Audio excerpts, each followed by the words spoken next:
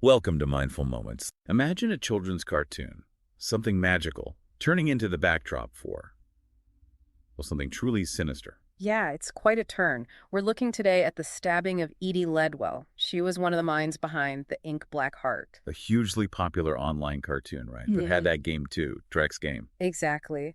And this crime, it's not isolated. It seems deeply tangled with the online world, the fandom, the intense reactions this cartoon sparked. So the investigation is really digging into that online aspect, the passions, maybe the obsessions that might have spilled over. That's the core of it, how these intense online dynamics, this fandom culture, might connect to this real-world violence. It makes you think about how we interact online, doesn't it? Those mindful moments where maybe we need to pause and really consider our engagement. Precisely. It's about awareness in these digital spaces. So Edie Ledwell and Josh Blay, they were the creative duo. Built the Ink Black Heart from scratch.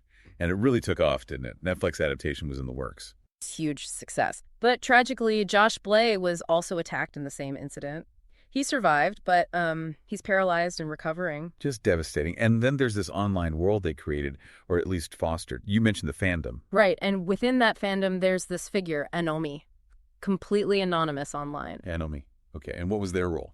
Deeply involved, Yeah. but also notoriously hostile towards Edie. We're talking serious online harassment, accusations, even doxing. Doxing, so releasing private information, that's serious. Very serious. And what's maybe even more concerning is that Enemy was a moderator for Drek's game. A moderator. Yeah. So they had power within that community, controlled the space. Exactly. They could influence discussions, control access. It gave them a platform, Yeah. and a shield of anonymity. That combination sounds potent. Anonymity plus power. It can be. And the fandom itself, it sounds like it was really divided. Intense loyalty on one side, but also extreme animosity towards Edie. Like what kind of things were being said? Oh, horrible stuff. Name-calling like greedy Fedwell, playing on her name and accusations about money, but also, chillingly, death threats. Calls to silence her. Wow. So the police must be looking closely at people connected to Edie in the cartoon, personally and professionally. Absolutely. And Josh Blay, her co-creator, is obviously a key figure. They had a past romantic relationship on top of the professional partnership. Which often complicates things. Were there tensions? Seems like it. Reports of creative differences, personal issues bubbling up, and interestingly, at one point, Josh actually suspected Edie herself might be enemy. He thought Edie was the one harassing herself online. That sounds convoluted. He apparently regretted thinking that later, but it shows the level of suspicion and maybe paranoia surrounding the whole thing. The pressure must have been immense. Yeah, I can only imagine. Who else is on the radar? Well, there's Kia Niven. Mm-hmm. Online, she went by Paperwhite. Paperwhite. Okay, and her connection. She had a major grievance with Edie, claimed Edie stole the idea for a character called Hardy. Stole the idea. That's a serious accusation in creative circles. It is. And significantly, Kia, or Paperwhite, was seen interacting online with Enemy. Ah, so a potential alliance there. Shared enemy, maybe? It certainly suggests a possible connection, or at least shared motivation for targeting Edie. Plus, Kia apparently had her own history with Josh, and was known for being quite volatile. Okay, so tangled personal histories all around.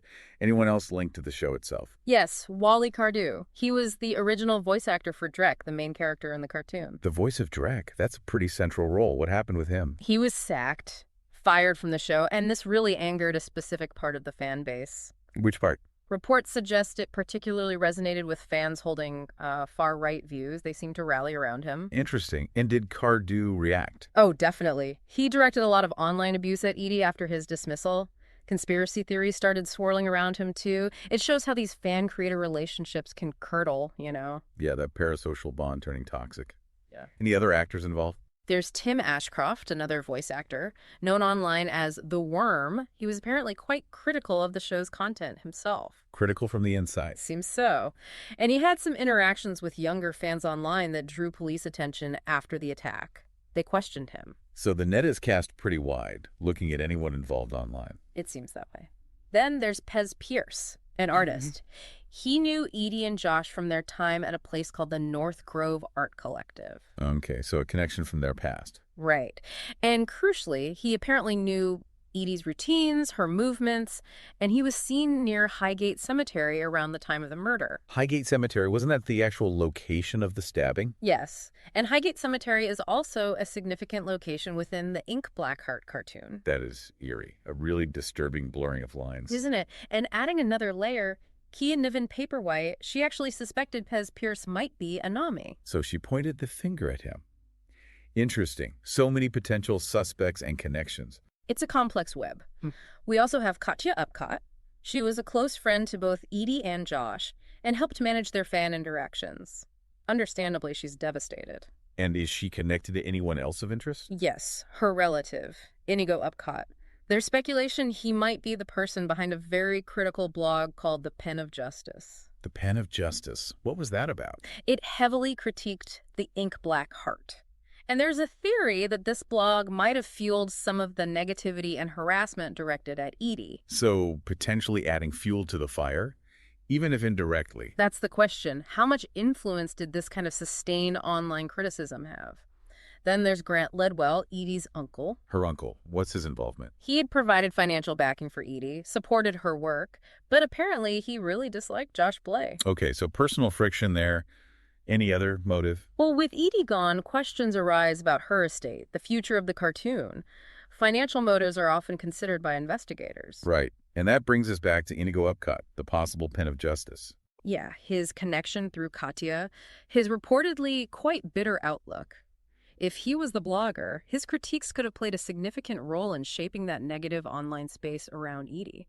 It shows how critique can potentially morph into something much more damaging. It's a lot to take in. Yeah. The cemetery location, the online game, as this battleground almost. Exactly. Drek's game wasn't just a game. It seems like it was a microcosm of the whole fandom's dynamics. Intense loyalty, intense hatred, all playing out digitally. It could even have been a platform for the killer, potentially. And you mentioned deleted online activity. Tweets and posts.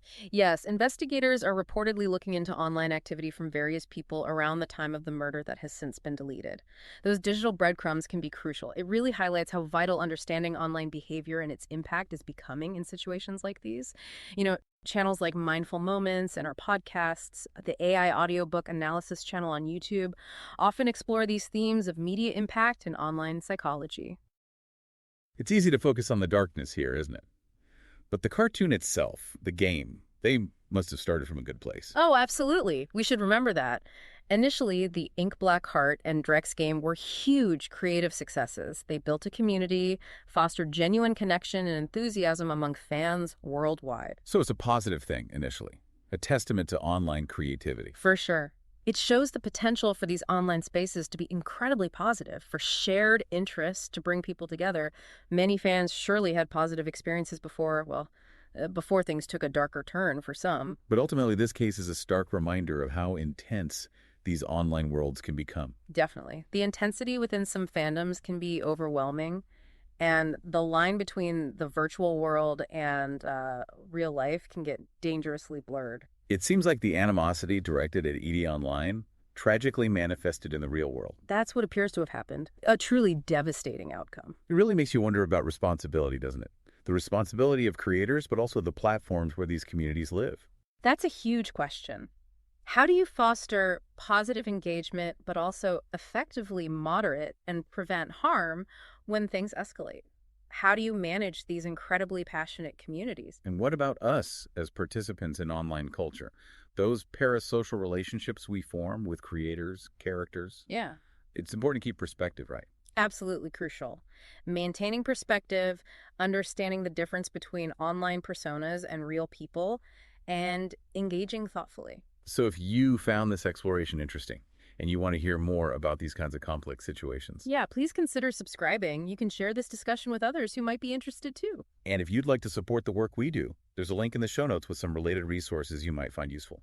But most importantly, maybe take a moment to think critically about the media you consume, the online communities you're part of.